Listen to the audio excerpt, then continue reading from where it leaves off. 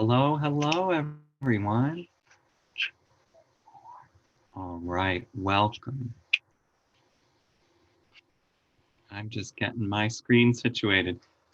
Welcome to this reading of The Secret Garden. This is a play, a story I've been living with and working on for a long time. And some of the people you're going to see tonight have been working on it with me from the very beginning. So it's a real honor to share it with you. I wanted to say a few words of welcome before we bring everybody out and introduce them and then hear the story. I've been working on this story for a long time, and it's been so special to me since I first read the book by Frances Hodgson Burnett many years ago. It's so special, in fact, that we read it aloud in our classroom this year. And it refreshed in me my feelings about what's most beautiful about it. And it's in Burnett's words about what makes a good life. And they go something like this: thoughts are powerful, like electric batteries. They can be good for you like sunlight, or as bad for you as poison. You've let a sad thought get into your head, and you're determined never to get over it as long as you live. But amazing things can happen to anyone who remembers. When a disagreeable thought comes into your head, have the sense in time to push it out by putting in its place a courageous one.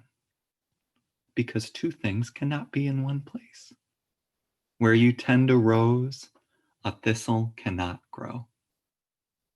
In Montessori, we think of ourselves as an environment. We think a lot about what we surround ourselves with and how those things are part of us, helping us learn, bring magic out of ourselves, make good choices. In this quarantine, during this uprising, I think we're all thinking of ourselves much more as an environment. It's becoming less and less possible for us to think of ourselves in isolation. We're seeing people who are denying, and many more people who are accepting the invitation to think of themselves as more than just their little bodies, to wear masks not to protect themselves as much as to protect others. People who are working to surround themselves in an environment, whether it's through the internet, through taking to the streets, through visits in the yard, or just in their own minds, environments that keep them thinking positively and beyond themselves. So maybe we can look at this whole situation we're in as a garden, an environment here to remind us we're still growing and learning to be our whole selves together. For me, that's what The Secret Garden is all about, and why I'm so glad you're here to share this story with us right now. I'm going to bring out everybody who's going to be telling the story with you tonight so that you can see their faces, learn their names, and who they'll be playing. Come on out, guys. All right. Frankie, Jackson, go ahead and introduce yourselves. Hi, my name is Jackson, and this is my auntie Frankie. Hi, and I'm gonna be playing as Kid 3 and Goon, and Jackson's gonna be playing as Kid 2 and Goon 2. Thank you. Brenda. Hi, my name is Brenda, and I'll be playing the part of Martha today. Thank you. Trista. Hi, I'm Trista. I'll be playing Lily, the bus driver, Kid 1, the Rose, Medlock, the foreman. Yes, Right? thank you. Wonderful. Sue. Hi, everybody. I'm Sue, and I'm going to sing a few songs.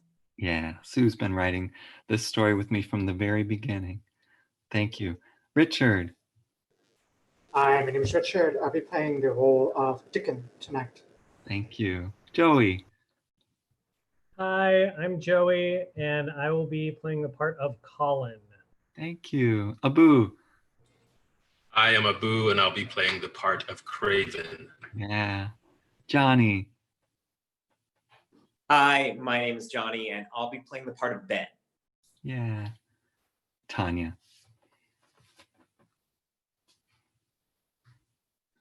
Hi, I'm Tanya, and I'll be reading the part of Mary. Thank you. All right.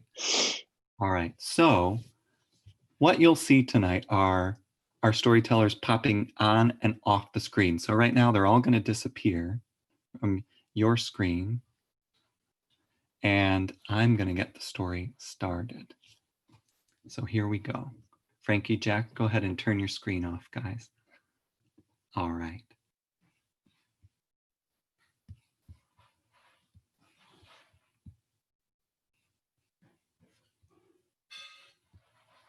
Here we go, everybody. A wide open, lonely place.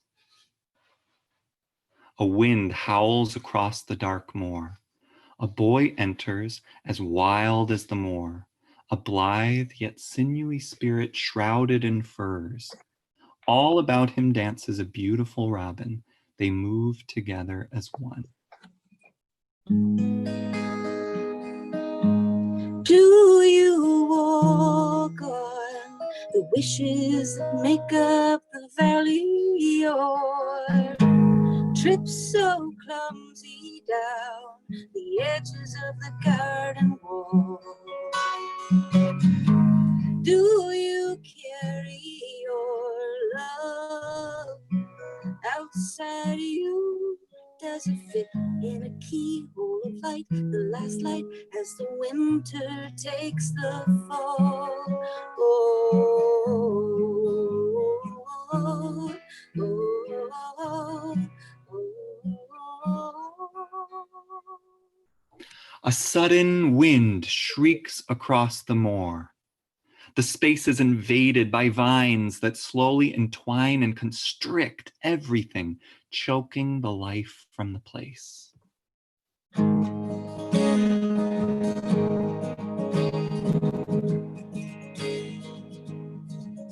your roses, bring your secrets, bring your promises that you meant to keep, meant to keep. Bring your wishes for green pastures. Bring your memories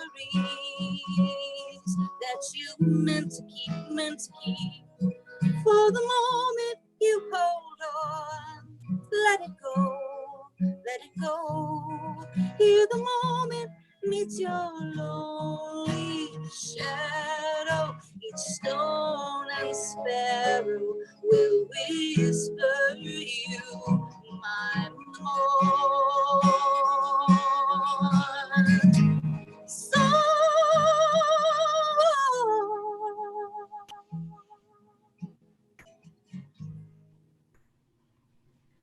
There once was a magnificent house with 100 rooms, not one alike, and it stood tall, proud, and lonely along the edge of the dark moor.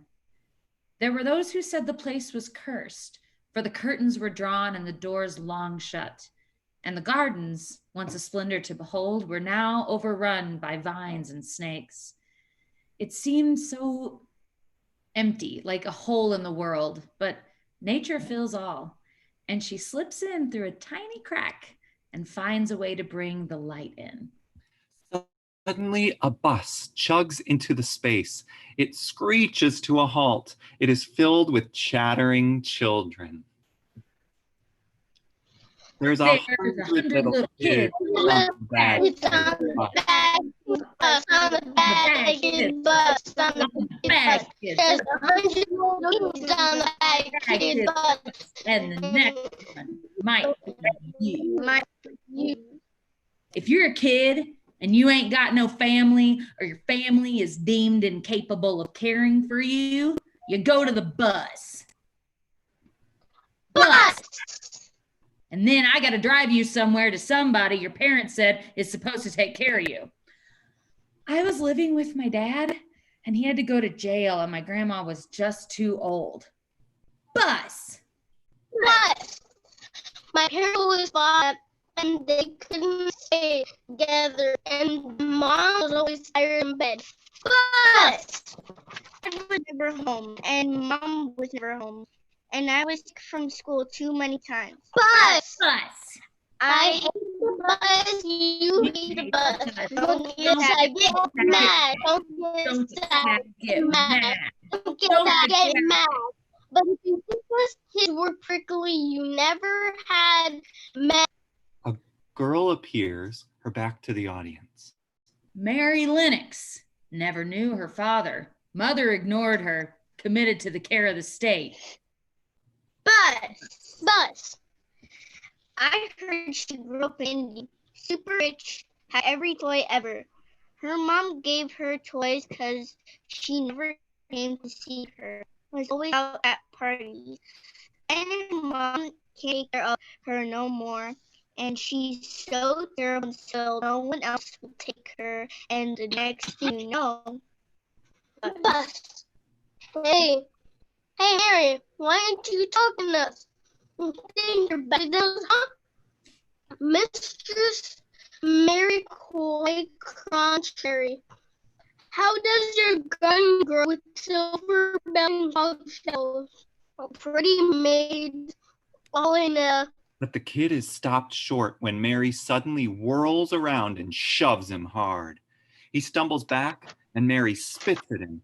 But the kid laughs it off because he looks back at Mary, trying to look intimidating and failing. Come on, kid, hit me! Mary tries to take the kid down, but she's never fought before. All three kids pounce on her and beat her up. It's awkward, but vicious. The bus driver breaks up the fight. All right, that's enough. You're nothing. Shut up! They're sending you to a bad place. It's run by a madman, and no one will look him in the eye because... he is loathsome. He is bored, and no one will come there because he's a hunchback. Lightning strikes. A silhouette of a hunched man appears behind the three kids. They don't see him. Mary does. He slowly approaches. All right, lay off. Don't stare at him. He can kill though, even if you're just thinking about it. He can kill on the other side of the house. Well, I'm definitely thinking about it right now. You gotta stop. Lightning flashes. The kids whirl around to behold the hunched man. Yeah. All the kids and the bus driver run. Mary stares down the figure of a man. He walks slowly into the light. He is hunched, yes, but that isn't the most unusual thing about him. He wears the most peculiar pair of spectacles. They drown out his eyes. They're like telescopes. He's a man lost in faraway thoughts. Hello, Mary. I am your uncle, Mr. Archibald Craven. Welcome to Misselthwaite Manor. I'm afraid it's a bit of a mess right now, and we're redecorating, tearing out the rotting parts, paving over what's dead. Best to stay to your room. We don't want you to get lost, and I'll be sure to have someone along to look after you, and you'll have plenty of playthings. And well, I'm not much good at conversation, nor at caring for children, as it happens. But I hope my home will be to your liking. I hate this place. It's dead and cold and dark, and I hate it. If there is another place not like this, then I should like to be there. Fine. Craven raps once with his cane. Suddenly, a rather severe, yet impeccably polite old lady appears, flanked by two butlers. Mrs. Medlock commands the staff here.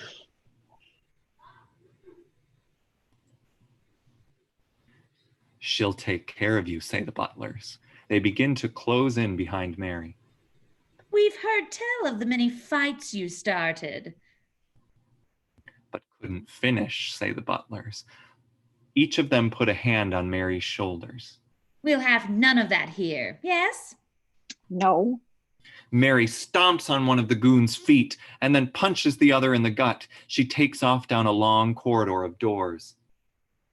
Get her! Mary bursts through door after door, chased by Medlock's goons. She narrowly evades capture several times, slamming doors in their faces, but she hits a dead end. No.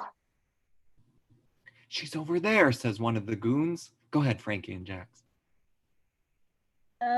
She's over here. Mary is surely done for. Suddenly, there's a fiercely red door before her. There's something wicked about it.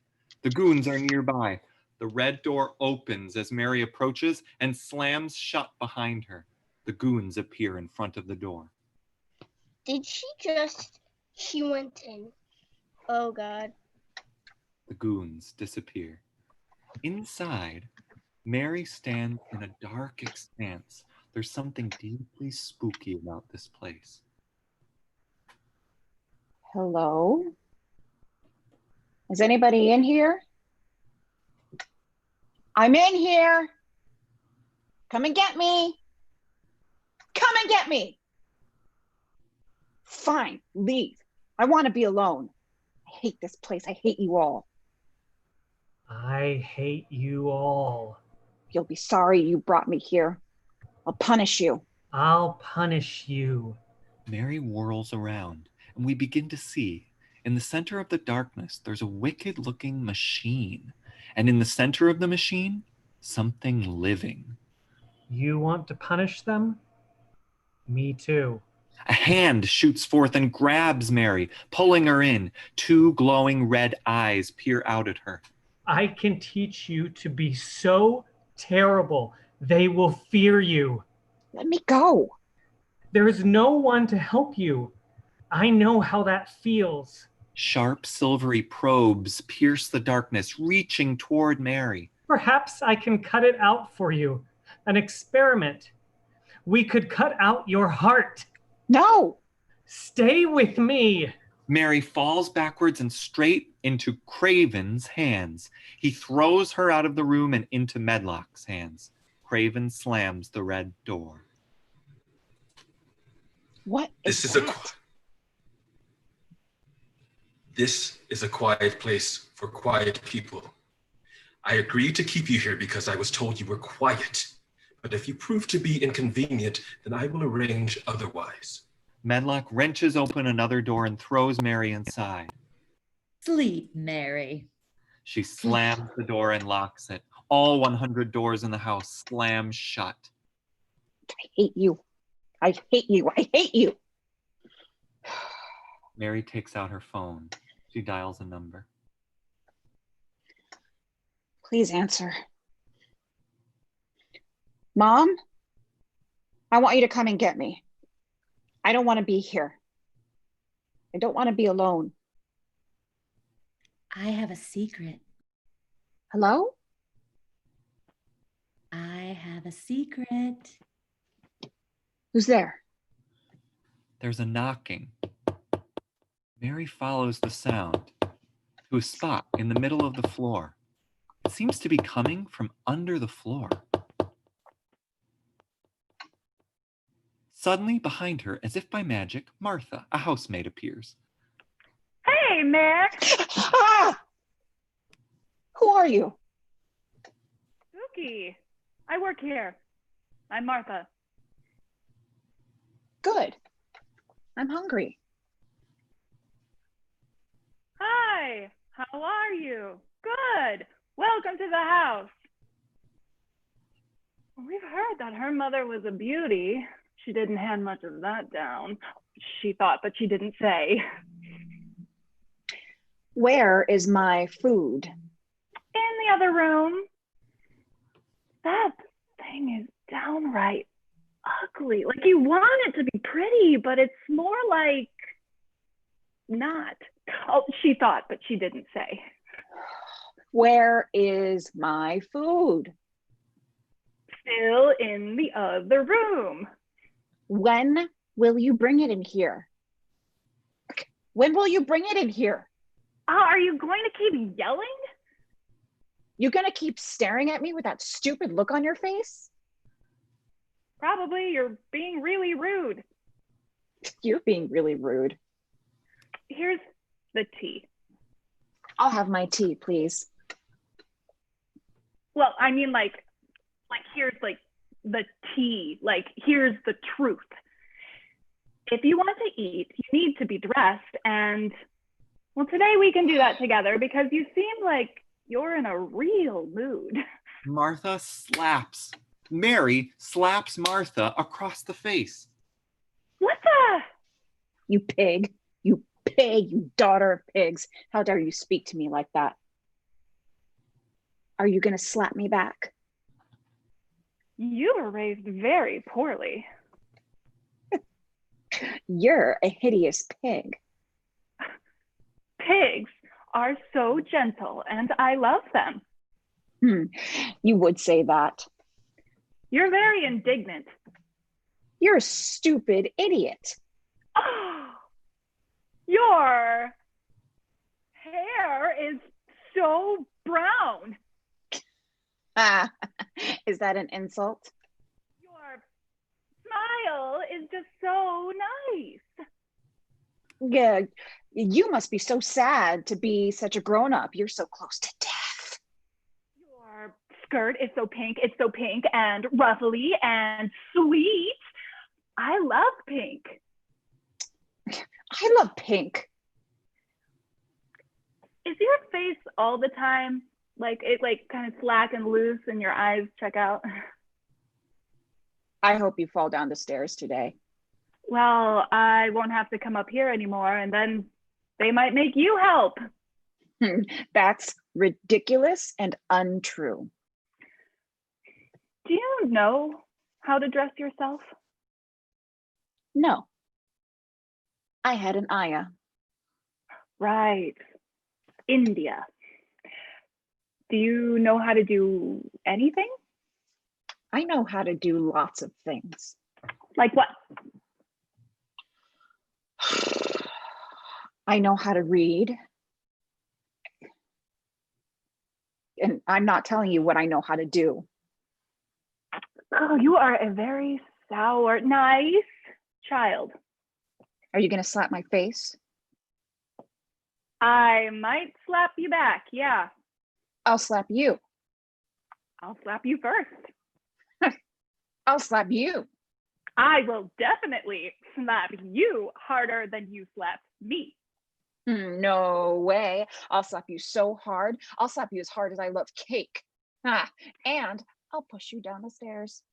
And I won't be able to get up. No, because you'll already be dying. Ha ha. Ha ha. Ha ha. Ha ha. Ha ha. Ha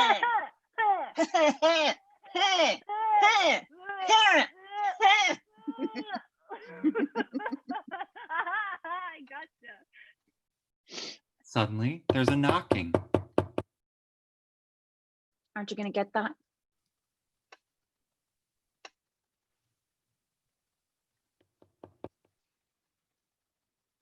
It's not the door. Mary follows the knocking to the same peculiar spot on the floor. She cautiously kneels down and puts her ear to the floor. The knocking ceases, then... I have a secret. Ah, Calm down. Okay, everything is fine. Nobody scream. Ah! Martha has spied a face at the window. Dickon, the wild boy from the moor. what is that? My brother, Dickon. What do you want? Dickon raps at the window in the same rhythm as the tapping from the floor. Quick. Did you hear that? And the voice too? You're a weird kid, Dickon. Yeah, you think you could be a little less weird? We don't get many new people around here. Suddenly, Dickon holds up a hammer and a shovel. He pushes them into Mary's hands and points toward that peculiar spot on the floor. What does he want? He wants you to dig a hole in the floor. Don't worry, we're not doing that. Why? He thinks that there is a secret down there, and if we dig it up, we could break the curse on the house. Oh, God. Oh, see, Dickon, look at what you did. This is a bad place. No, well, yes, yeah, you'll get used to it. The knocking on the floor gets louder. Dickon jumps around, pointing. Mary marches over to the spot. Stop! The pounding stops. Mary startled. Why does he want me to dig a hole in the floor? I'm not telling you.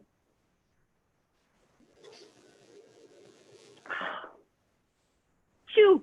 Okay, go away. I'm telling Mom about this.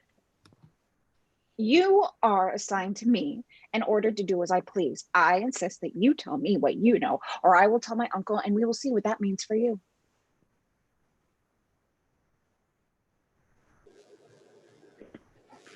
There is a garden, was a garden. Your aunt, Mrs. Craven, she used to tend it herself. 10 years ago, when I was a girl, she only let Mr. Craven come inside. She called it the secret garden. But there was more to it than that. People said that in the garden, she grew secrets, and only she could hear them, though she'd sometimes tell Mr. Craven. She loved him. He was happy then. But when she died, he had the garden locked up and the key buried and left the place to ruin. No one knows where the key is. No one has been in the garden in 10 years. I'm 10 years old, same as the garden. I want to go there. Mary starts hammering away at the floor. Dickon jumps around excitedly. What are you doing? The key might be here. I'll dig it up and find the garden. Mary pulls up a floorboard. If no one knows where it is, then I can be alone and wait there until my mom comes to get me. Okay, no, there are so many things wrong with that plan. Mary pulls up another floorboard. Number one, you are trusting Dickon. Number two, I'll get in trouble. Number three, let's say Dickon again. Mary has retrieved the shovel. She's about to bring it down. Number four, wait! They all freeze. There's a door. Mary sets down the shovel and opens the little door in the floor. She takes a look at Dickon and Martha. Be careful. Mary climbs through. There are weeds all around her. Their hisses fill the world. They slip around her, stick to her, pull her down into the dark. Mary loses her sense of direction. Then ahead, she sees a hand reaching out toward her. She takes hold of it, but it isn't a hand, just a branch, sort of shaped like one. The weeds are writhing all about her. The little piece of wood is nearly smothered. Mary thrusts her hands into the earth and pulls the plant up and into her hands. She swims up and out of the weeds and lands back in her room, the plant safely in her hands. No key. Only this. She holds up the plant. I have a secret. Ah! What? It talks. I am not a crazy person. I am just surrounded by them. I'm not crazy. It said I have a secret. Just like the story. Maybe you can hear them. The secrets, like Mrs. Craven. That's crazy.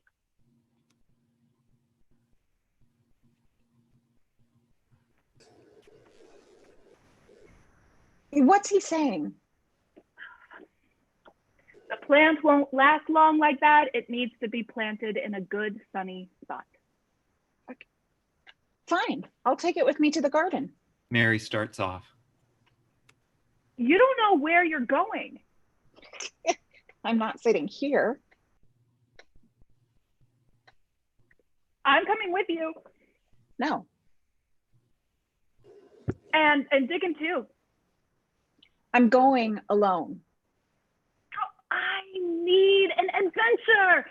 And we know someone who might know where to find the garden.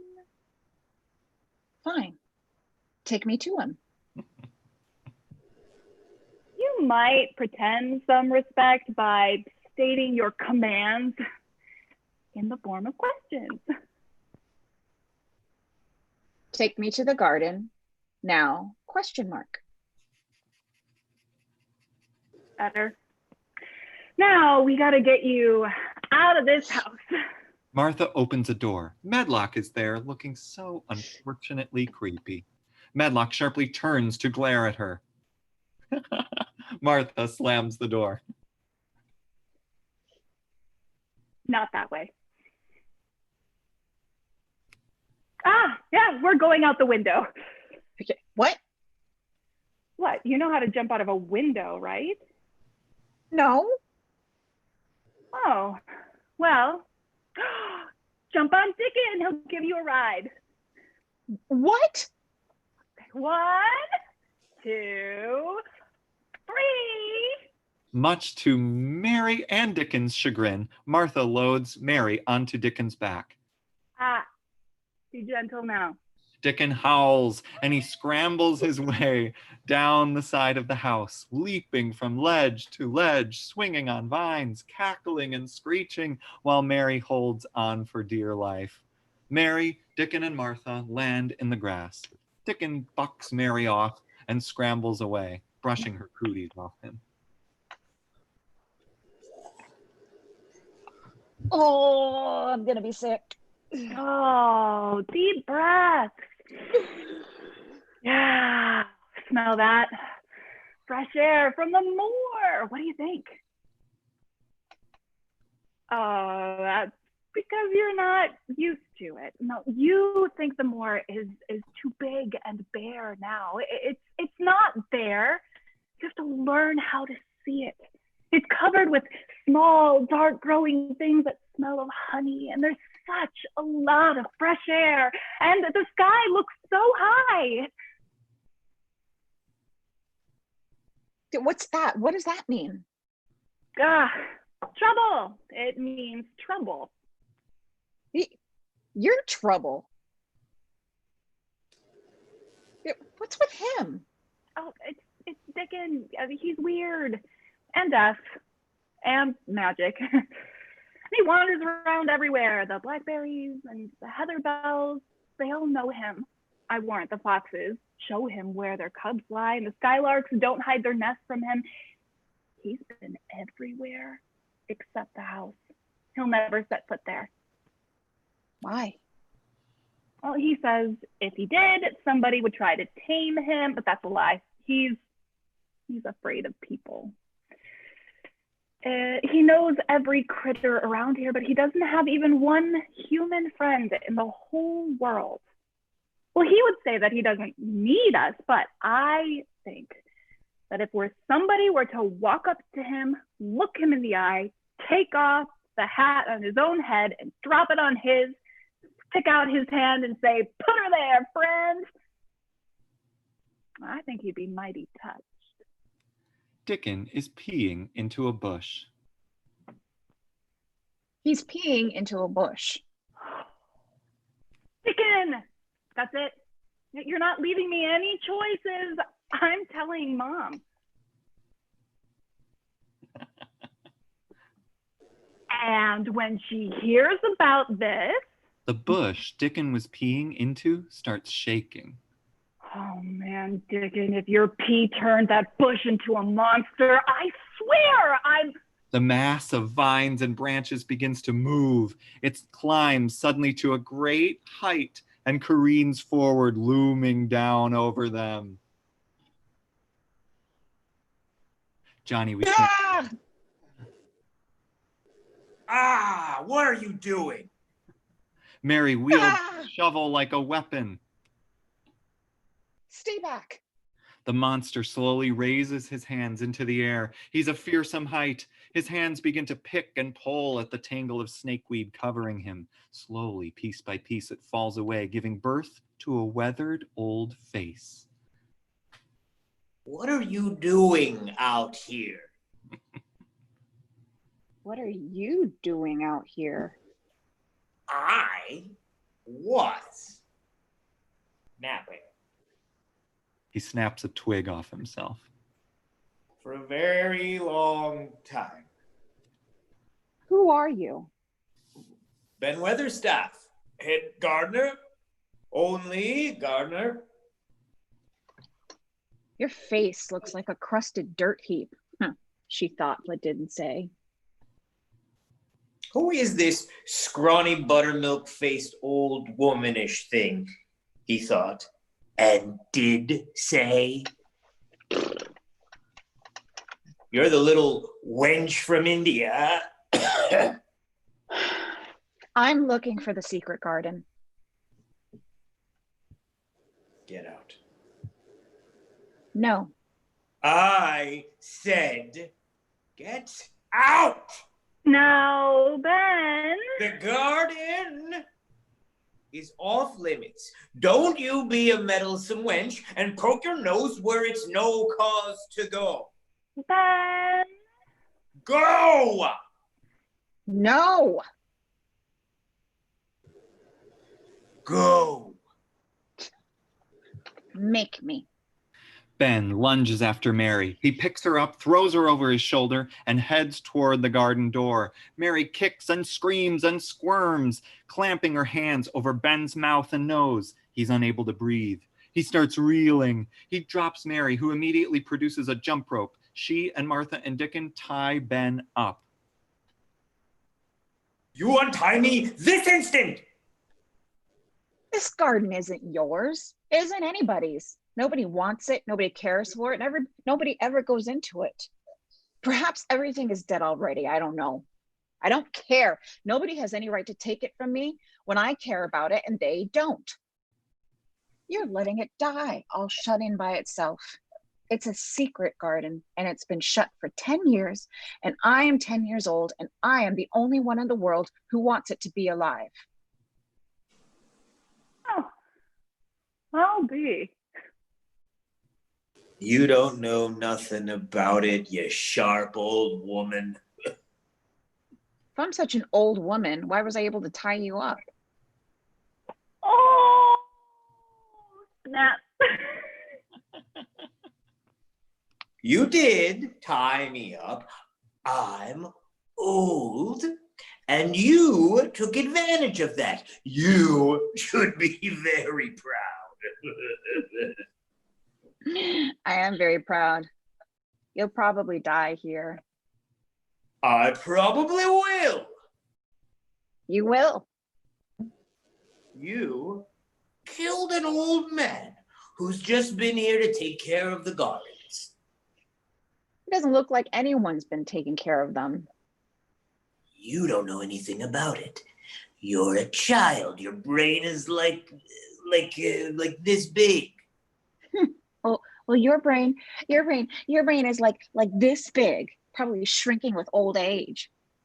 Oh, another old joke. That's good. Well, that's what I have to work with. I would think for a 10-year-old, you'd be a little more creative. Okay, fine. I think you have a squiggly butt.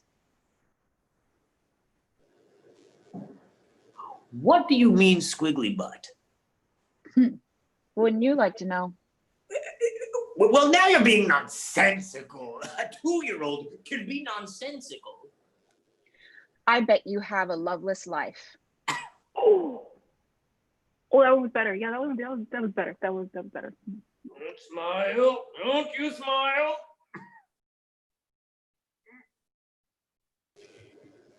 Would you untie me now? Will you tell me how to find the secret garden? Fine. Mary unties him. Ben suddenly grabs the rope and with a flash of deft hands ties up Mary, Martha, and Dickon. Let me go. That will teach you to mess with the elderly. Oh, you really suck sometimes, Ben. When you get yourself untied, you go inside and keep to your room. Ben? Ben! Ben stops. He spotted Mary's little plant. Who did that there? I did it. It looked as if it had no room to breathe, so I made a place for it. I didn't kill it. It was dead. I've never gardened. I'm not good, okay? Are you listening to me? You better listen to me. I never know how to do things because no one ever teaches me. Ben bends down and beside the stick. He inspects it carefully, then suddenly snaps off a big piece of it. No! She tries to get free. Ben breaks off another piece. No, please stop. Give it a chance to live. Give it a chance. My word. Then there's a sound of voices and a rumble of machines nearby. This way.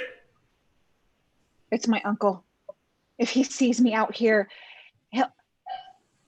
No, hold on. Martha, still tied to Mary and Dickon, powers herself up onto her legs, hiking the others up with her. She leaps them into a nearby bush, just as Craven and his goons appear.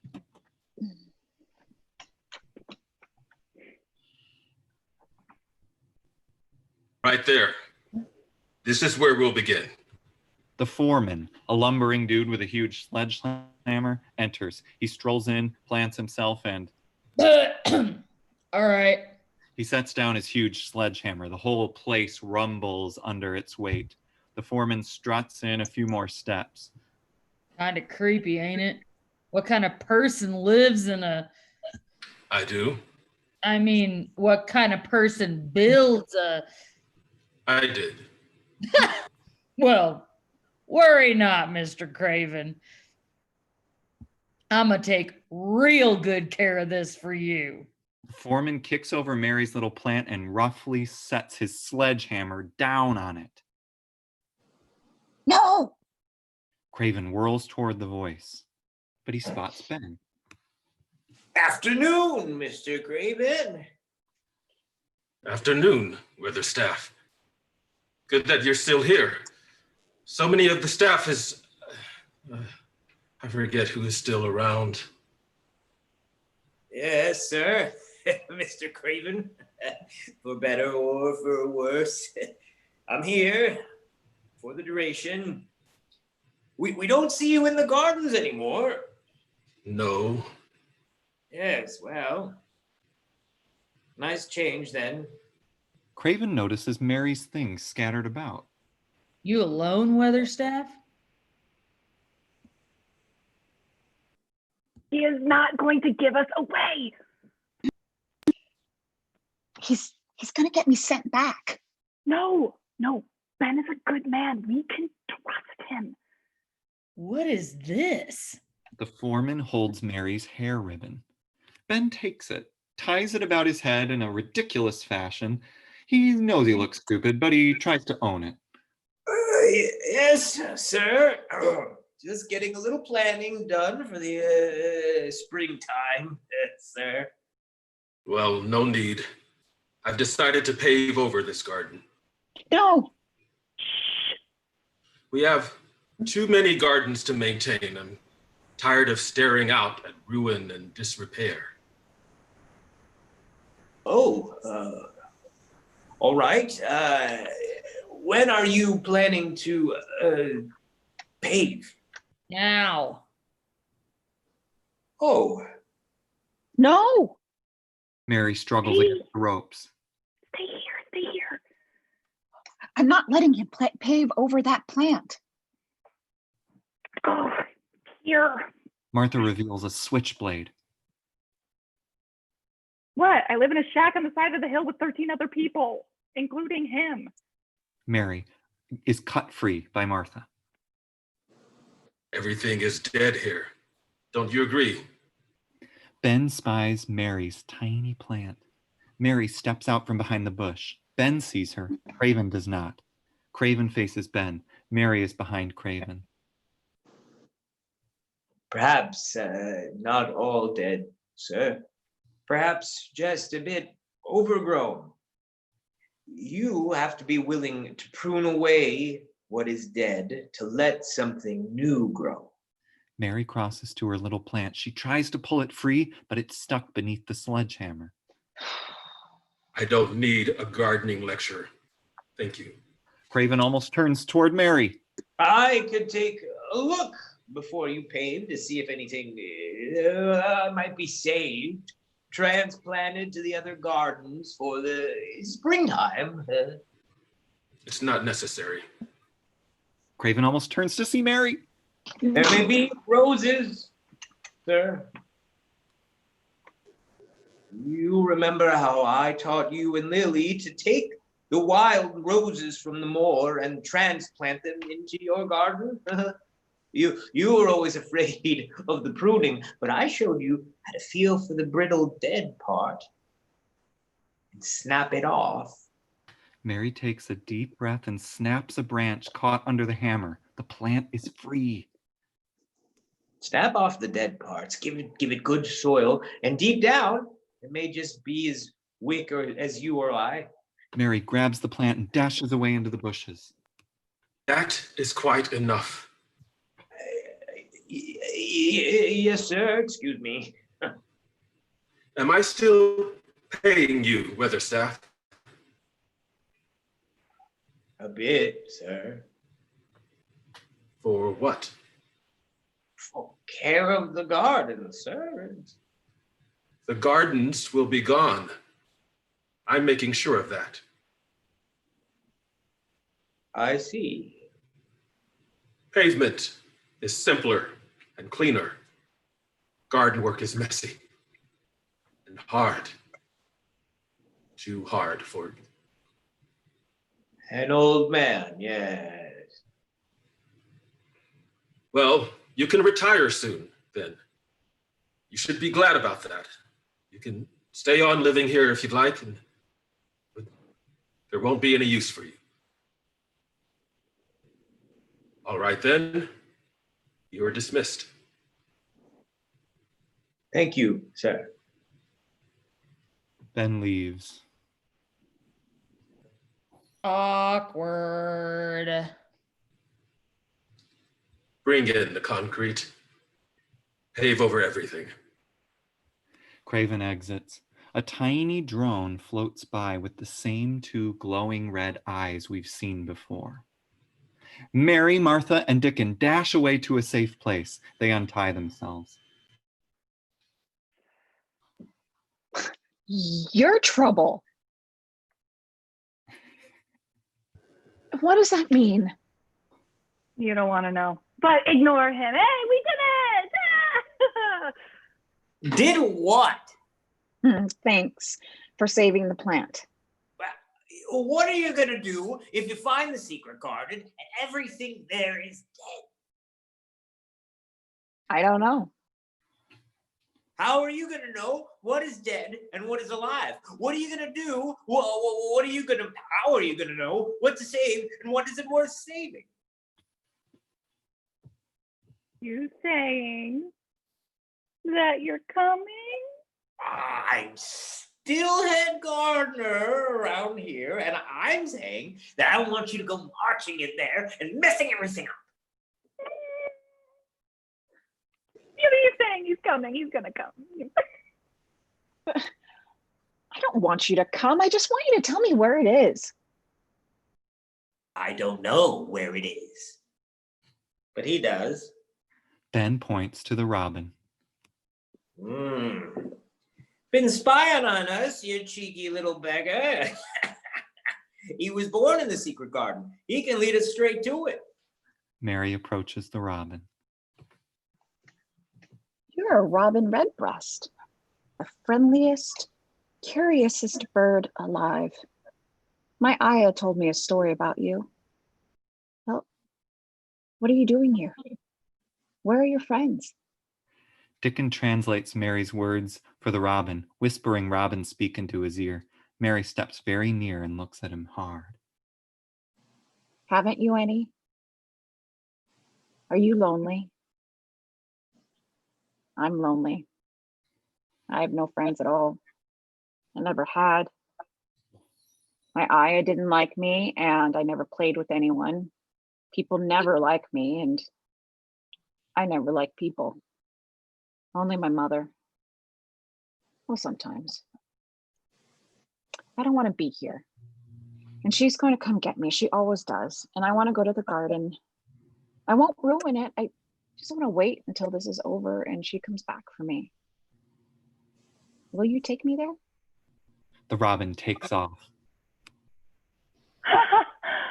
This way, everyone, to the secret garden.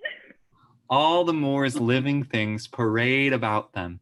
Dickon's animal friends join the festivities. Mary, Dickon, the robin, Ben, and Martha move together as friends. Mary lets herself be helped by the others. She helps the others. She lets herself be interested in the world for the first time in her life. And the robin sings.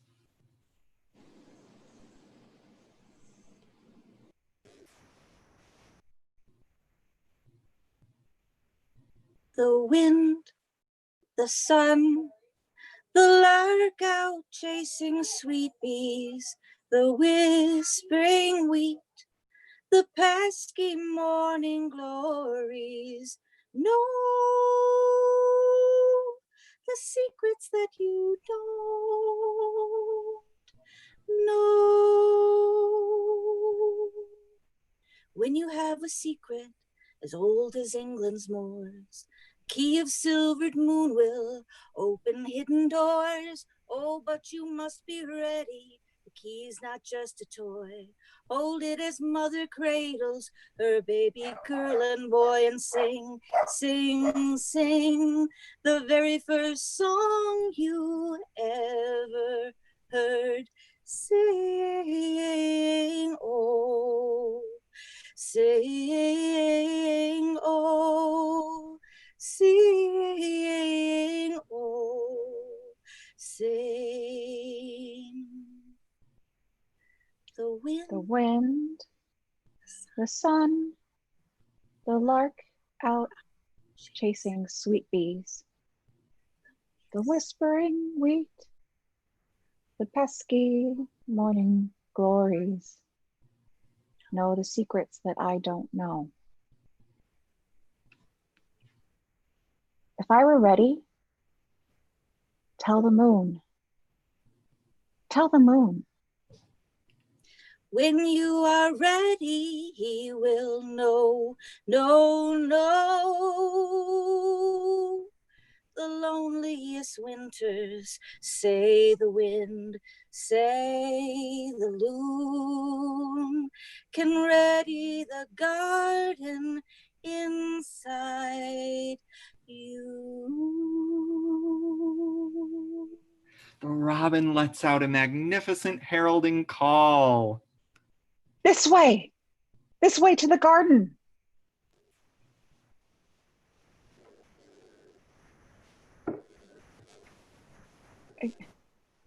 I think things are changing for you, Miss Mary. Don't say that. Not a bad thing. I'm not stupid.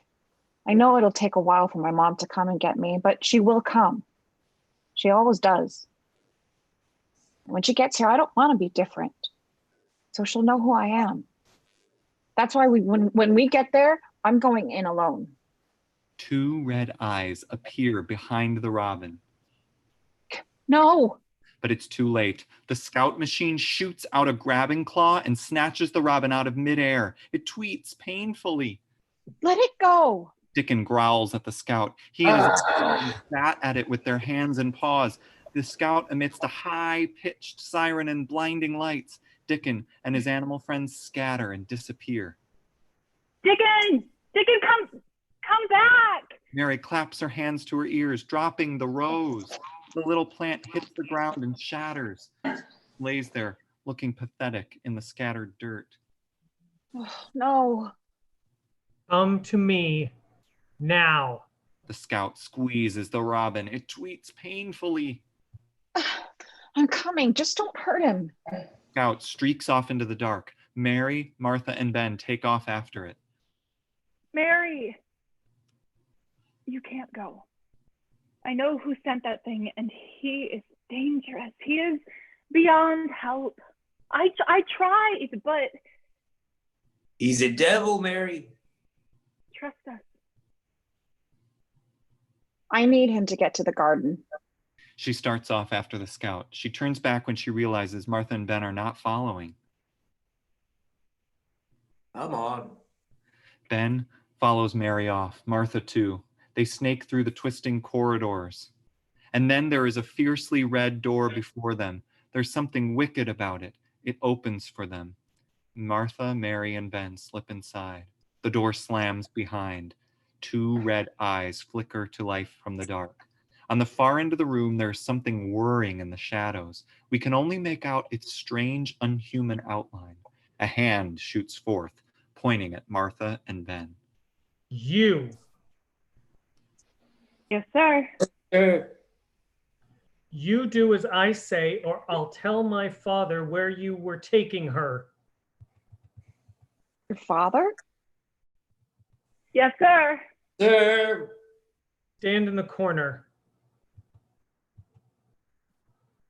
All alone. I'm right here, Mary. Silence. You. Come forward. They cannot help you now. They do as I say. Let the robin go. I give the orders around here. Come closer. Mary moves in toward the red eyes. You're not getting anywhere near my heart. No matter. That's not what I'm after now. A hand slips out of the shadows, nearing Mary's face. Mary backs off. May I?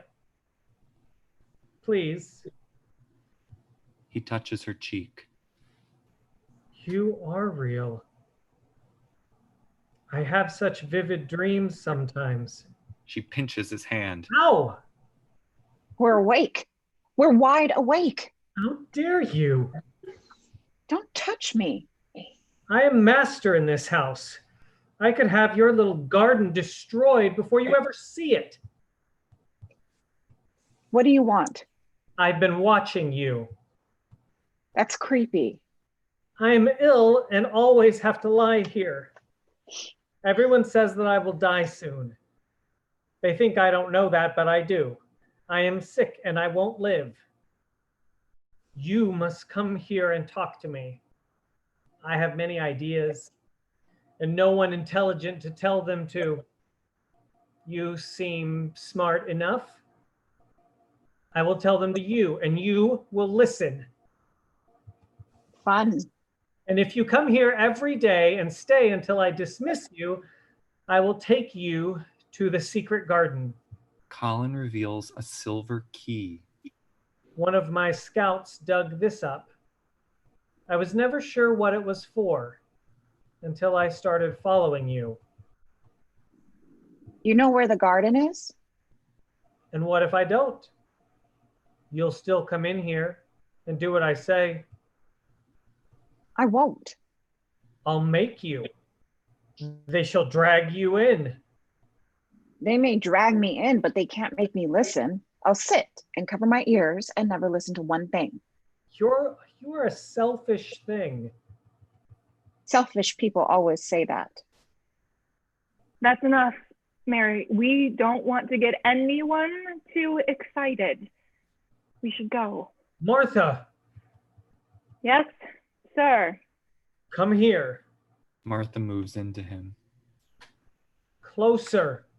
She moves in closer. He grabs her and pulls her in threateningly. 12 brothers and sisters, haven't you? Without your job, what would become of them? Mary puts her hand on the boy's hand. Let her go. She is obliged to obey me. She may be, but I'm not. Suddenly, Mary lunges at the two red eyes. She wrenches them out of the shadows, sending the whole machine boy spilling out onto the floor. It crashes magnificently. We can see now, inside all the gorgeous machinery, there's a body, a boy. Mary rends apart the electronics, pulling off the goggles with the red eyes, revealing a slight bony boy wriggling on the floor. Don't look at me. Forget everything you're seeing right now. You're not a machine at all. Mary, meet your cousin, Colin Craven. No one ever told me Mr. Craven had a boy. They daren't. He won't let himself be seen or talked over. Why? Because I'm sick.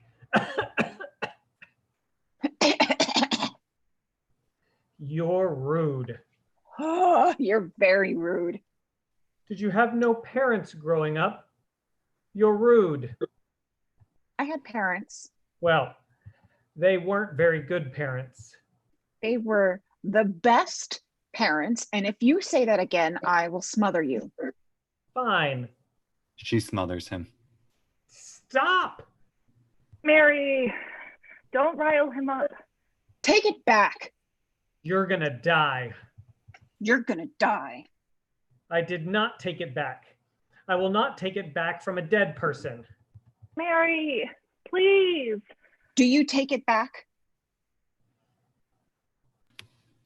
Colin lets forth a horrendous wail. Mary recoils in terror, dropping the pillow. I felt it. I felt the hump. Oh, you've done it now. He's going into one of his hysterical fits. What are you talking about? He thinks that if he lives, he'll be a hunchback. But I won't live. I'm going to die. I know it. Mary screams, a blood-curdling scream. You stop. You stop. If you scream another scream, I'll scream too, and I can scream louder than you can. I can't stop. I can't. I can't. You can. I felt the lump. I felt it. You didn't feel a lump. If you did, it was only a hysterical lump. There's nothing the matter with your horrid back. There's not a lump as big as a pin, except the backbone lumps, and you can only feel them because you're thin. If you ever say you're a hunchback again, I shall laugh. There's a sudden banging at the door. Colin, are you alone? No, the girl from India is in here, and Martha and Weatherstaff too. They've been looking for Don't. the secret garden. Mary, come out now and I'll be lenient. Fine, Ben, Martha, open the door. Give me the girl and you won't lose your jobs. You see, they'll abandon you. They're poor. They'll sell you for a few dollars. No, Mary. I don't want to get sent back. Mary runs to open the door. Martha holds it closed. Mary. No. You wretched little. Ben grabs Colin and raises his fist. Ben, he's a child. Ben brings his fist down on the scout, sitting next to Colin. It fizzles and dies, and the robin is released. It springs into the air. It lets out a heralding call. We're getting you to the garden. We've got to get you out of here. Medlock's goons have arrived. They're trying to force the door. Hold that. Ben and Martha keep the door closed. Please don't leave me alone.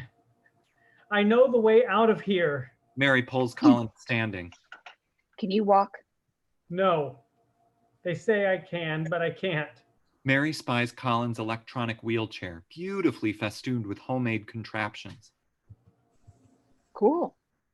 What are you? Mary, we're losing here. Mary puts Colin in the wheelchair. This is a prototype. I've never... How fast can this thing go? You're crazy. I'm not. Do it or I poke the hump. Colin hits a button. The chair begins to vibrate. Ready, set, go. Martha and Ben leap aside. The door flies open. The goons fall in. Medlock is exposed. The chair rushes straight at her. Ben and Martha leap on board. Medlock tries to make a run for it, but she's run down by the wild wheelchair. The chair rockets Ben, Martha, Mary, and Colin through door after door, popping them open as they go. This is highly unorthodox. The Robin appears right before them. Well, there you are, you cheeky little beggar. The Robin turns. That way. They turn to follow. The Robin turns. That way. And he turns again. That way. They turn to follow. Suddenly, Medlock and the goons appear on rollerblades, blocking their path. Medlock reveals a remote control. She clicks a button and the chair shakes and sputters and then dies. What happened? Colin frantically pushes buttons. It won't move. Martha, Dickon, do your thing. Martha whips out a jump rope and wields it like a weapon. And get it, Hunty. Dickon backflips and roars. Split them up. Protect Mary. For the garden. Go! Martha and Dickon streak off toward Medlock and the goons. Ben jumps behind the wheelchair and pushes. Mary and Colin are just along for the ride. They streak through the hallways of the house. A goon leaps out of nowhere and tackles Ben. Ben! Ben and the goon disappear into the dark. Mary and Colin scream as the chair whirls out of control. Out of nowhere, Dickon appears. He grabs a hold of the chair and pushes Mary and Colin along. A goon appears, blocking their path. Dickon doesn't slow. He jumps up on top of the chair and leaps at the goon, knocking him out of his path, tumbling away into the dark. Mary and Colin careen out of control. Suddenly, Martha appears. She takes control of the chair and pushes them forward. Medlock skates up behind Martha, grabbing onto her, trying to wrest her from the chair. The goons appear. They grab onto Medlock. They're all dragged along by Martha. The weight is too much. Martha's grip is weakening. With her last bit of strength, she reaches behind her, grabs the remote control from Medlock. No! She hands it to Mary. Martha gives Mary one final push and then lets go, disappearing into the dark. Mary presses the big green button. The chair fires to life. Colin masterfully presses buttons. Mary speaks into a microphone on the chair. Find the secret garden. Boop, boop, beep, boop, boop. And the chair says, coordinates set. Proceed to the highlighted route. This way. Mary and Colin shoot off through the dark house, following the chair's orders. Turn! They turn too sharply. The chair tips and they tumble to the ground. Arrived at destination, the secret garden. Mary, Dickon, Ben, Martha, and Colin stand before a door. One of the nice little gusts of wind rushed down the walk, and it was a stronger one than the rest. Mary stepped close, and suddenly the gust of wind swung aside some loose weed trails, and more suddenly still, she jumped toward it and caught it in her hand. This she did because she had seen something under it. It was the knob of a door. She put her hand in her pocket, drew out the key, and found it, fitted the keyhole.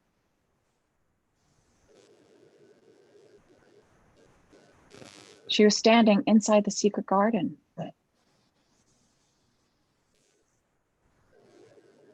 Well, I'll be. Then Mary rushes through the door and slams it shut, closing the others outside. What is she doing? Mary? Mary? We've come all this way. You didn't really mean all of that about wanting to be alone, did you? The door stays closed. You know, I think you think you're alone in this world. You must stop thinking like that. Thoughts are powerful, like electric batteries. They can be good for you, like sunlight, or as bad for you as poison. You let a sad thought get into your head, and you are determined never to get over it as long as you live. As long as your mind is full of dislikes and sour opinions and being determined to not be interested in anything. Oh, you are a yellow-faced, sickly, wretched child. Here, here. But when you fill your mind with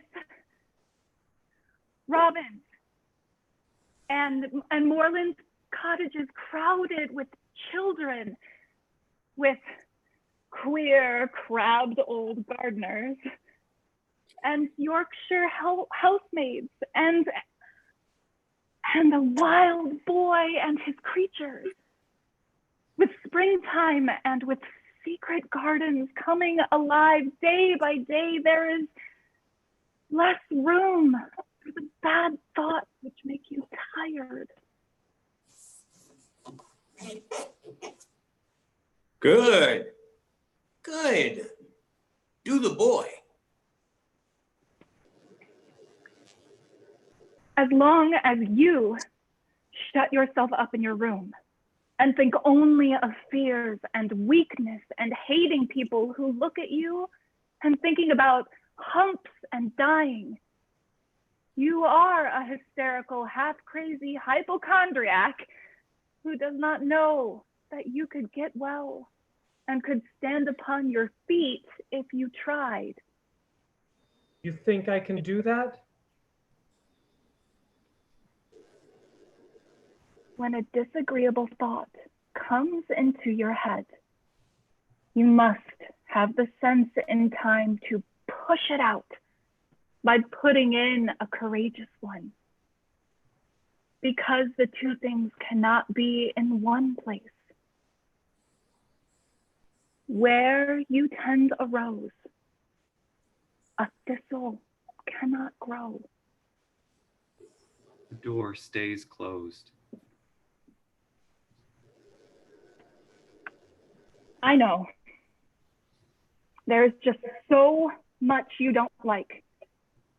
Some of us have had bad lives. It is so unfair. But we are not hard all the way through. Just hard on the outside to protect soft growing parts inside. Some plants first dig down deep into the darkest, most lonely places. Then they are ready to push up. They go growing a bit each day from the swelling place within, till one day they are so full of thoughts and emotions that they burst and become a flower. See yourself in the flowers blooming. See yourself in trees taking root. In leaves turning toward the sun. In a tiny robin taking flight. There is magic in all of us. The same magic that is in every growing thing, trying all the time to help us grow and be interested in the world and its splendid things. And I think it's time to try to let it. Mary puts her hand on the doorknob and starts to turn it. Then Craven appears. Colin. Father? Colin. How dare you come here? Mr. Craven. You're fired. Sir, And you too. Get out. no. All right then. Stay. Long enough to watch me turn all of this into a parking lot. The cement trucks arrive tomorrow morning. Where's the girl? Where is she? I haven't seen her. She must be back in her room, sir. Is that true? It wasn't her. It wasn't them. I told them to bring me here. Things could still be growing here. It wasn't their fault. It was me. You should be ashamed. Mr. Craven. He's just a kid. Get out. Now. You know where to find me. Good luck. Come on, Dickon. Dickon and Martha exit. What do you want? I want you to be very careful how you talk to me right now. Are you threatening me? Your son is watching you right now. I know you're hurt. You do not know. I do. And I see how it hurts you and how it hurts the boy. Let me help you. Archibald. Your father doesn't mean... Enough. He is hurt. Enough! I see you around, kid. Ben leaves. And me? I did this too. What are you gonna do to me? Craven doesn't turn. He exits. Medlock appears. The goons flank her. Take the boy to his room. No supper. Lock the door. The goons grab Colin and drag him off. How dare you? Don't touch me. Make sure the trucks arrive first thing tomorrow. Mary is alone in the garden. She pulls out her phone. Mom? Mom? Hello? Mom? Mom, it's all dead. Mary, what are you talking about? The garden, it's all dead and everyone is gone and I just want you to come and get me. Baby, I'm not coming to get you. Not this time. What? I can't take care of you right now. It's better that you're not with me. Your uncle's got a big house and he'll take good care of you. No. You gotta give it time. Mary, Oh God. you cannot be here. Who is that? It's him. It's Uncle Archibald. Put him on the phone. Archibald, what the hell is going on there? I'm sorry, Sarah. I know I said I would keep her. You have to. I know I said I would, but I am not well. And this child is not. She is trouble. I'm sorry. I'm sorry. Mary, you are trouble. I know that. That's why I made you. Goodbye, Sarah. Don't you? Craven No. hangs up on Sarah. Mary rushes upon Craven. Mom, give me that. Give me that. Mary rushes at Craven and punches him in the face. His glasses shatter. He's bleeding. Are you sending me back? I'll send for the bus.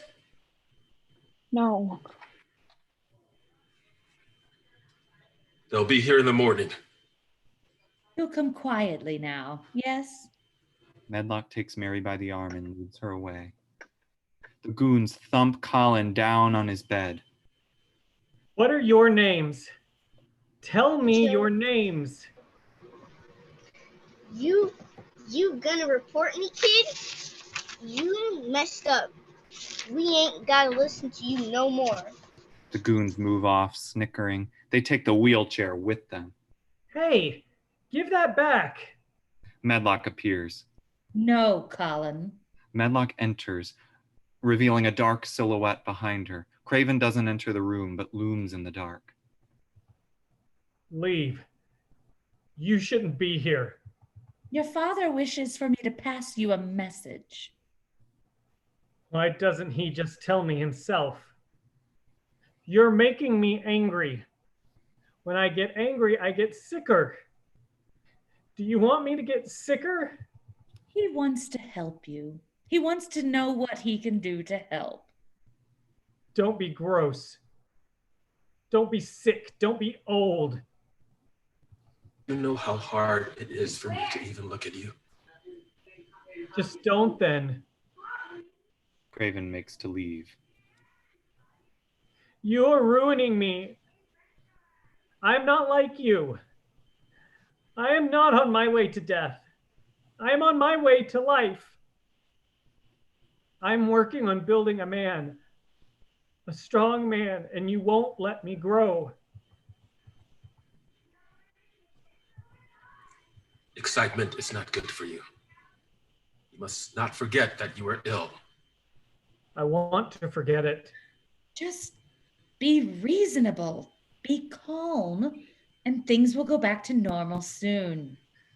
Craven leaves. Medlock turns to shut the door. Colin tries to get to the door. No! Colin's legs can't move fast enough. He moves slowly toward the door while Medlock cruelly walks beside him just a tiny bit faster, teasingly. When they both reach the door, she sweeps a step ahead and locks the door in his face. I'm sorry, Colin. I guess I'm just quicker than you are. Medlock disappears. Colin begins to wail, but then he looks cautiously at the door. He wails a little more, kind of half-heartedly, and he sneaks over to the door. He's faking it. He lets out a few more screeches for good measure, and when he's sure the coast is clear, Good. Colin goes to the window and throws it open. He looks down at the considerable drop. There is magic in me. Colin throws himself out the window. He falls, smacking himself into several pieces of the house before hitting the ground with a monstrous thud. Not dead. Colin pulls himself up to standing. He takes a deep breath and starts walking. He heads out into the great dark moor. He's struggling. He falls. But the robin appears, a brilliant gold in the dark. Dickon slips out of the shadows. He nods to Colin. Colin nods back. Colin pulls himself up and wills himself onward, following the robin. And then there's a light up ahead, the glow of a cabin. He finally arrives at the door. He knocks. Martha opens it. Colin, did you? We have to save Mary. We have to save the garden. Ben and Dickon appear from inside.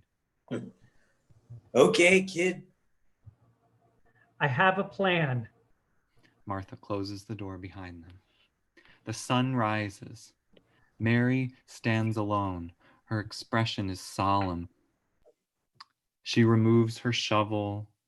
She removes her silver key. She relinquishes them. She stands alone. Mrs. Medlock joins her.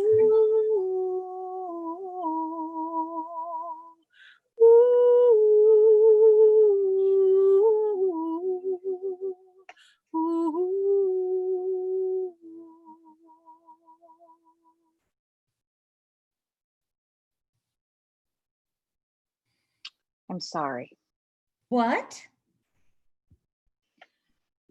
for the way I acted. I won't be like that anymore. Too late. The bus rumbles into the space. It jerks to a halt and the same driver saunters out. Mary Lennox. Had a feeling you'd be back. All right, come on. She been violent? Quite. Sweet. I gotta use my new cuffs. The bus driver reveals a shining handcuffs. Hands out. He cuffs her. Mary Lennox, by the power vested in me, blah, blah, blah, you are committed to the care of the state until your 18th birthday. Medlock shoves a cap onto Mary's head, the uniform of the bad kid's bus. Bus. Let's go. Bus driver leads Mary away. Before she steps aboard, she takes one last look at this world. The driver fires up the bus. Sorry to bother you. They head off on their way. I've seen a lot of kids like you climbing on here with the I'm sorry look on their face. Not gonna do you no good where you're going. Suddenly, a streak of gold lights the sky. What the hell was that? A robin appears, sailing gracefully through the air above the bus. And then there's a dozen robins all flocking together. The bus driver beeps the horn. Get out of here, shoo! They disappear. Dumb birds. But they're not gone. They reappear, all in a straight line, streaking through the driver's open window and straight through the other side. Yeah!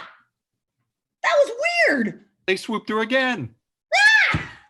The driver spits a feather out of his mouth. All right.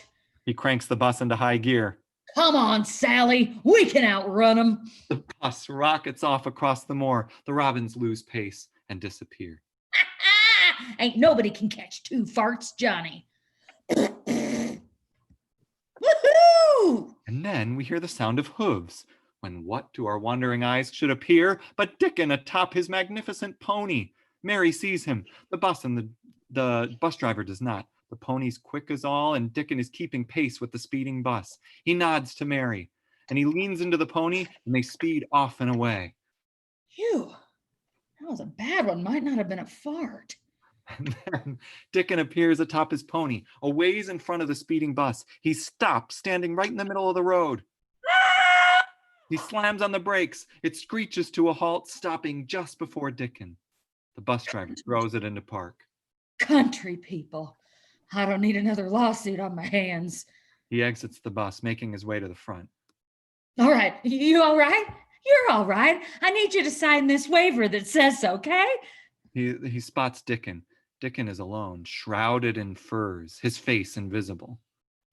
Whoa, country people.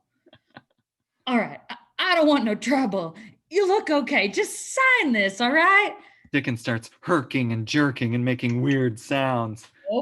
Nope, we don't want none of that. He drops to all fours and lets forth a terrible growl. Nope, I'm not getting scared. Then he jerks his head up. 2 red eyes glow from under the hood. He sprouts 2 black wings and a snarling snout of sharp teeth. And the creature coughs something little and furry. It's a cute little bunny. It looks up at the driver, bats its adorable eyes, and then barks a vicious bark. Ah! The bus driver takes off across the moor, farting the whole way. Dickon, the 2 crows, and the fox emerge from under the cloak. Dickon removes Colin's red goggles. Mary steps off the bus. The rabbit nuzzles her feet.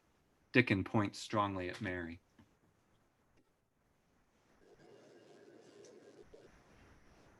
Yes, I know. Trouble. You didn't have to come all this way to tell me. Okay. What? I'm ready. Dickon makes a huge gesture. A wind starts blowing. The whole round of robins appear and encircle Mary. They carry twigs. Suddenly, they start dropping them. Ow! Ow! Dickon, what are you doing? The robins disappear. Mary raises her eyes and she can't believe what she's seeing. The sticks have spelled out a message. You are trouble. Okay, that's the most amazing way to hurt somebody's feelings that I've ever... Dickon points behind Mary. She spins around. There are 2 squirrels fighting over a piece of paper. They unfurl it and it reads, Trouble is not bad. The squirrels turn the banner over. It reads, Trouble makes change. Dickon whirls Mary around so she's face to face with a large buck. Ah! It bends down, and its antlers have a giant spider web in them that spells. We need change. Dickon teaches Mary the sign for change. Okay? Change.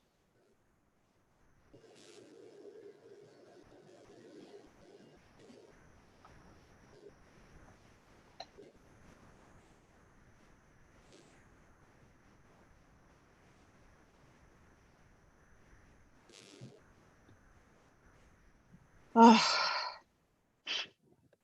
trouble. You're trouble.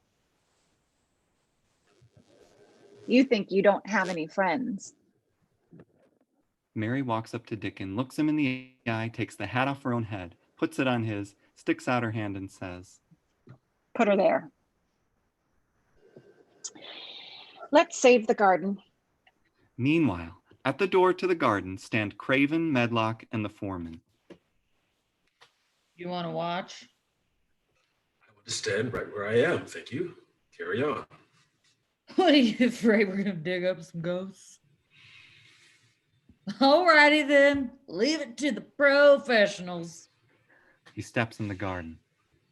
Aw, so pretty.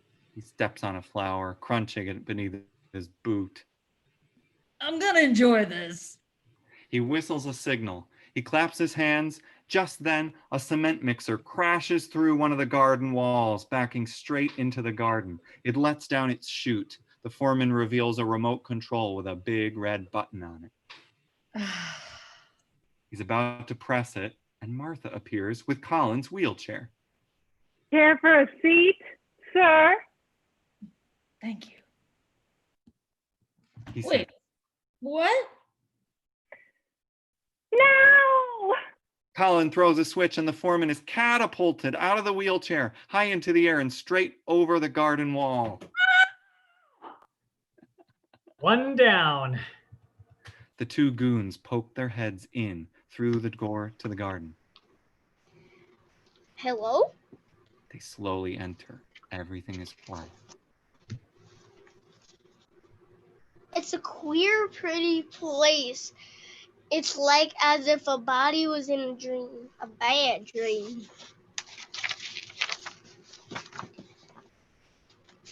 Right there. Something weird going on around here. Shut up, you idiot. Just then Colin appears, seated on the ground. Hello. Yeah, they're paving. You can't be here. Yeah, they're paving. Do you know who I am? You can't tell me. No, you know what? Shut up. What did you say? You heard me cry, baby. We ain't gotta listen to you no more. The goon kicks dirt into Colin's face. How dare you? Yeah? What are you gonna do about it? Colin stands up. Creeper. No. Oh man. You're gonna have to do more. You're gonna have to do more than that. Oh, I can do more than that. Colin kicks at the goons. They back up. He throws a pretty good punch. He's got the goons really freaked now. Let's get out of here, man. Yeah. How do you like this? Colin goes for a big kick, falls flat on his face. What?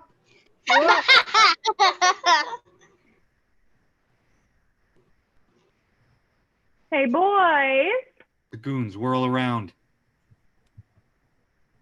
You're fired. You're not supposed to be here either. I know. It's just that I realized that you guys have never got to meet my family. Martha's 12 brothers and sisters appear. They're adorable, wild moor children, a little rough around the edges. These are my 12 brothers and sisters. Hi.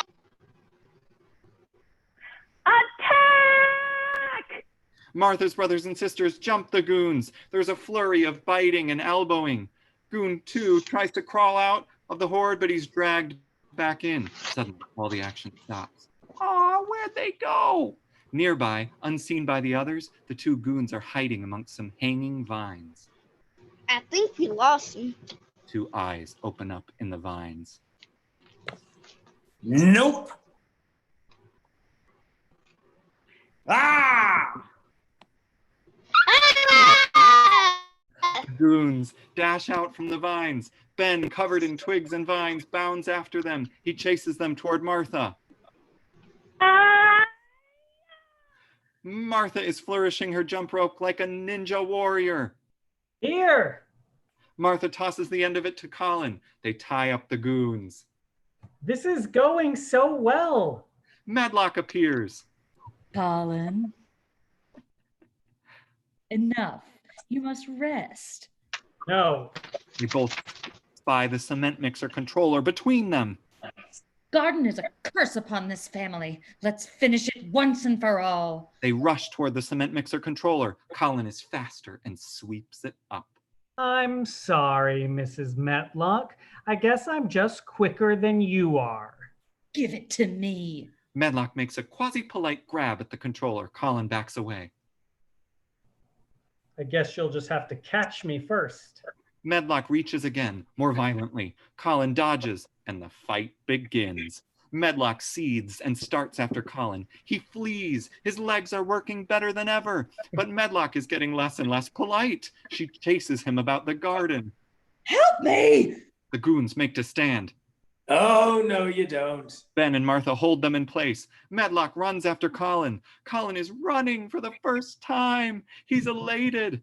Medlock has abandoned all decorum now. She's crazed and in all-out war mode. She trips Colin cruelly and seizes him. I'm gonna teach you a lesson you'll never forget. You touched my back.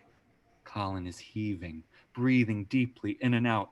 Martha and Ben smile, casually putting earplugs in their ears. Nobody touches the hump. Colin draws in tons of breath and screams. Medlock releases him. She clamps her ears. No! Martha's brothers and sisters reappear to shove Medlock into the wheelchair. They tie her to it. This is my place, my special place where bullies are not welcome, where I care for living things. I remove all the obstacles that threaten me. Do you threaten them? No. No. Mrs. Metlock?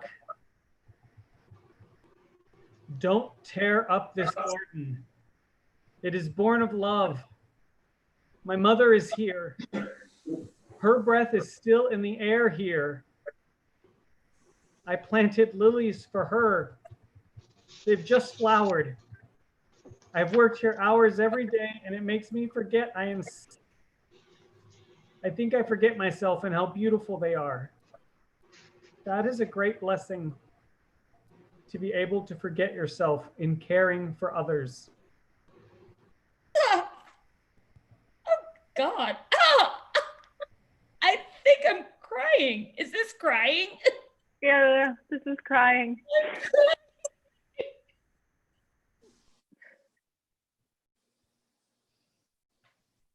That was evil. Please listen. But to live is not enough to click the butterfly.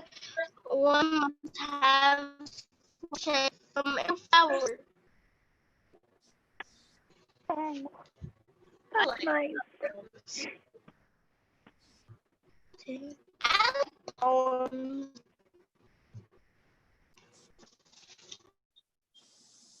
From off stage, we hear, Medlock! Medlock! Your father. Hurry, I have a plan. all the gardeners scurry off. Craven appears at the door to the garden. He hangs there uncertainly. Miss Medlock, where are you? Archibald! Archibald! It's me! Lily, Come into the garden. where are you? I'm here, darling. I'm in the flowers. I'm in the trees. I am the garden. Show yourself. Please. Please.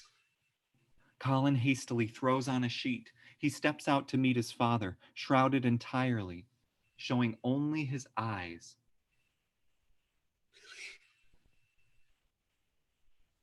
I'm so sorry. Let the garden live. Craven approaches Colin. He gently pulls the sheet off. Let the garden live. Deception.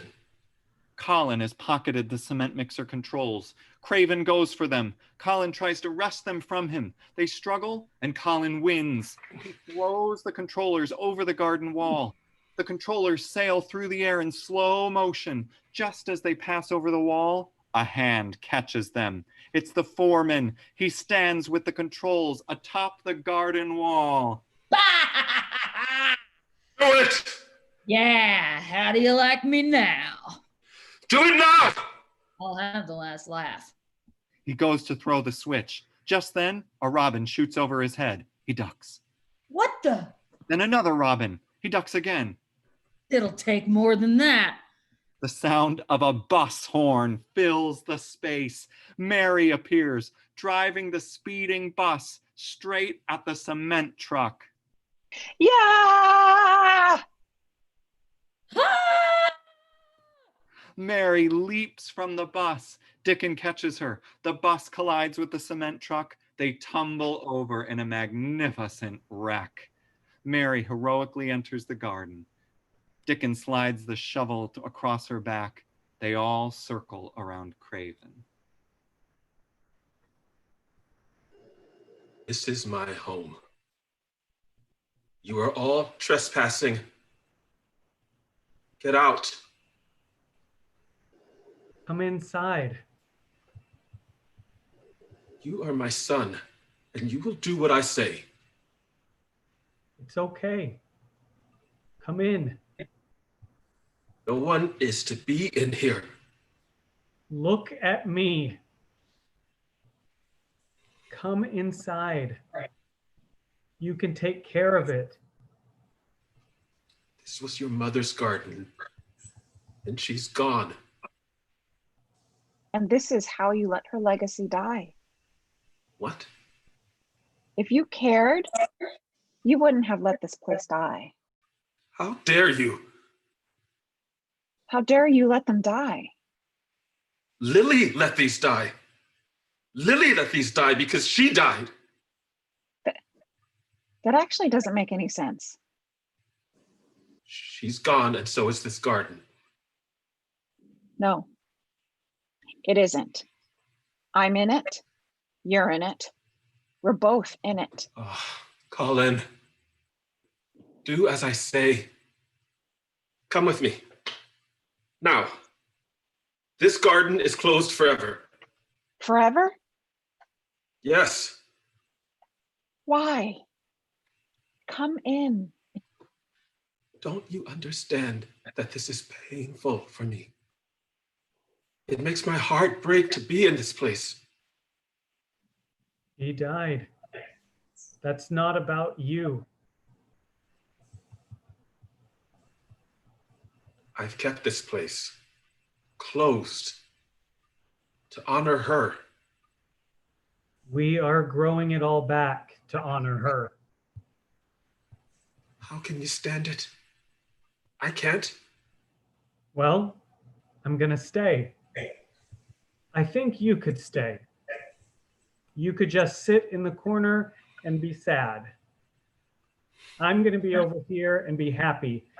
And you can sit there and be sad because that's what you do. Just mope around. I mean, We're in here working and making things pretty, and you come in and get out. Just get out. I'm angry. Get out. How dare you? Get out! Get out of my garden! You should get out because there were specific instructions and You should get out because there were specific instructions. Go sit over there and cry and watch us. Actually, first, could you hand me that shovel in your maddest way possible? I gotta work. we're not supposed to be in here. You're not supposed to be in here. Everyone should be sad all the time.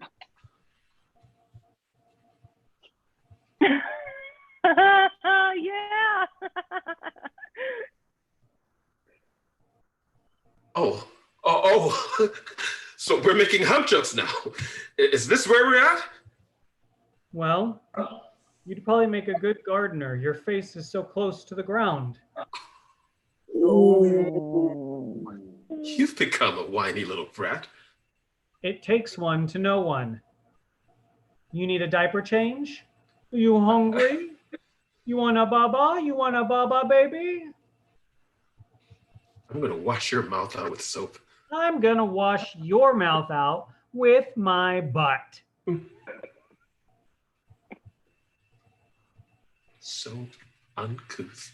Are you smiling?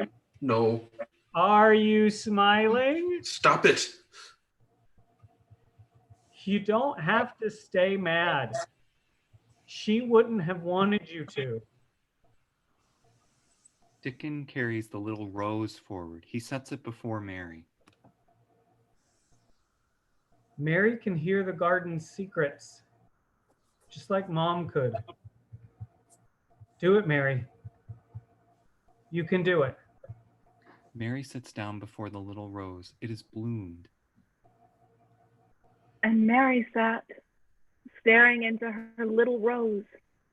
And suddenly the garden was very, very still. She felt her mind and body both grow quiet, as quiet as the moor itself. She wondered if she were going to sleep, but she was not. A simple thought slowly filled her mind, filling and filling it until all other things were softly pushed aside. And the secret was this. In a garden, we remember you're not stuck as what you are right now. You can change. You can always change because you're always growing. We grow when we spend time together. We make ourselves out of each other, like a flower. It makes itself out of the rain and the dirt and the air and the sunshine. If you take away these things, she stops being alive. Just like us, she can't live by herself. Even though things die, we're here to keep going. We have to keep growing. We have to learn to try.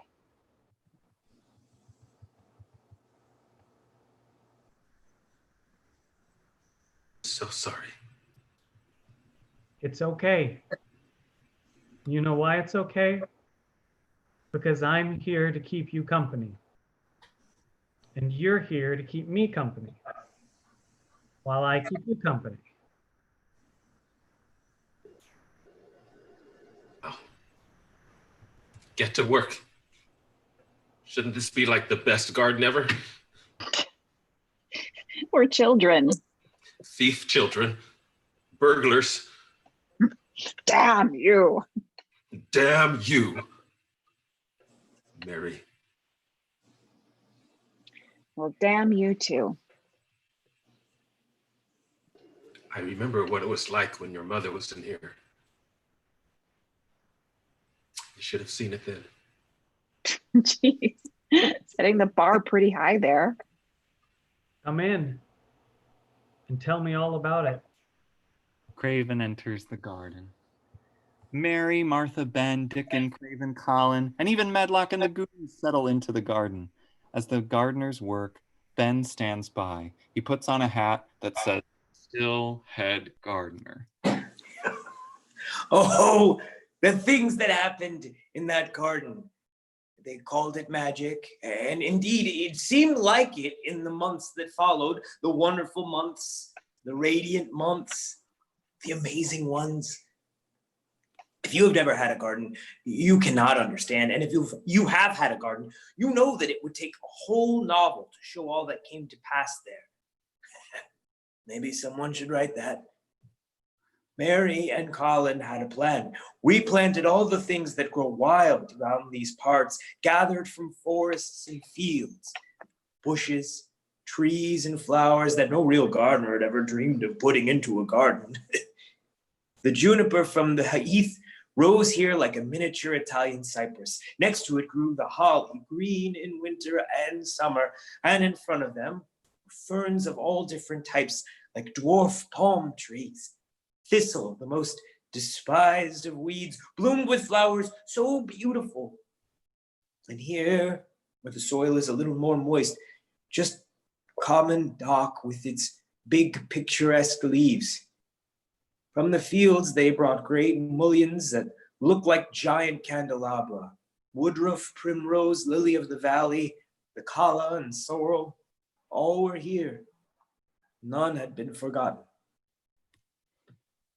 Word of their work spread through the house to the old ladies who had lived there for ages, folding the laundry and scrubbing the floors. They loved to hear that the children were in the garden. They scraped together pennies and bought seeds. They placed them with candy beside garden wall as a silent tribute to the work of the children. Mary and Colin learned all of their names, both the flowers and the old ladies. And then it seemed that green things would never cease pushing their way through the earth, in the grass, in the beds, even in the crevices of the walls. Then the green things began to show buds, and the buds began to unfurl, and as if by magic, all the buds in the garden begin to bloom. The world unsheathes its splendors. That time in the garden, that summer, taught Mary the many things no teacher can teach. No teacher except a garden, of course. It let her concentrate for the first time in her life and feel her power to do for herself. In the garden, Mary found the work that permitted her to organize her mind.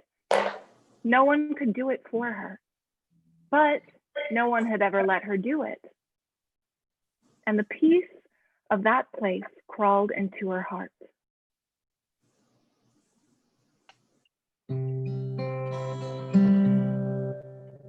So in the garden, I knew you're me outside the garden. We forget these things, I'm all the lessons. In every leaf, I'm a collector of your rememberings.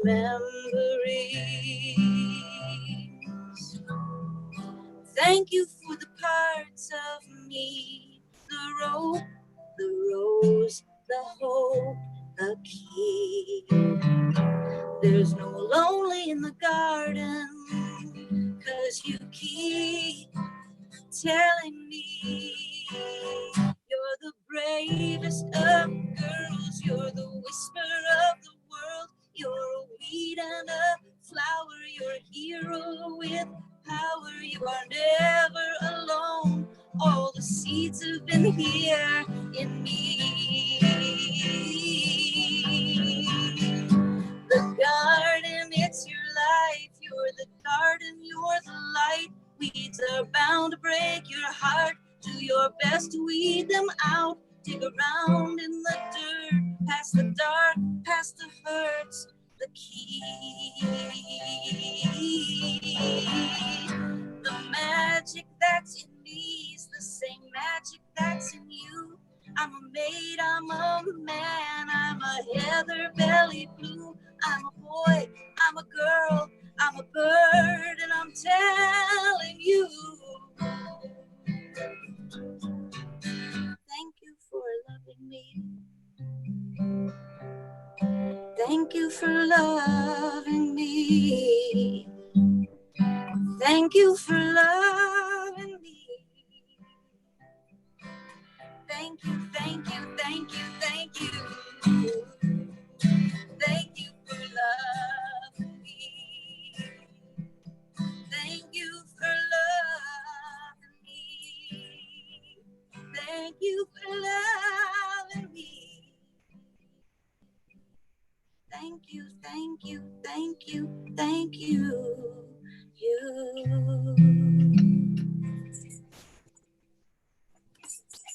That